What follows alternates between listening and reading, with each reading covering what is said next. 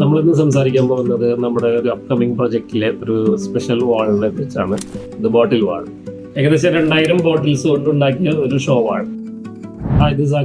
From Aveka architects. Bottles കൊണ്ട് ഒരുപാട് പ്രൊജക്റ്റുകൾ നമുക്ക് ചെയ്യാൻ സാധിക്കും. വളരെ നല്ല ഭംഗിയുള്ള സ്കൾപ്ചേഴ്സ് ചെയ്യാം, ആർട്ട് ചെയ്യാൻ പറ്റും. നമ്മളിവിടെ ഒന്ന് ട്രൈ ചെയ്തതെന്ന് വെച്ചാൽ ഒരു വാൾ എങ്ങനെ ബോട്ടിൽസ് കൊണ്ട് ചെയ്യാം എന്നുള്ളതായിരുന്നു. റീസൈക്കിൾഡ് ആയിട്ടുള്ള നമ്മുടെ ബോട്ടിൽസുകൾ ഉപയോഗിച്ചുകൊണ്ട് ഒരു നല്ലൊരു ഷോ വാൾ എങ്ങനെ എടുക്കാം, അതായിരുന്നു നമ്മുടെ ഇവിടുത്തെ ട്രൈ. ഹെക്സഗണൽ രീതിയിലുള്ള ഒരു അറേഞ്ച്മെന്റ് ആണ് നമ്മൾ ഈ ഒരു ബോട്ടിൽസിനെ കൊണ്ട് ചെയ്തത്.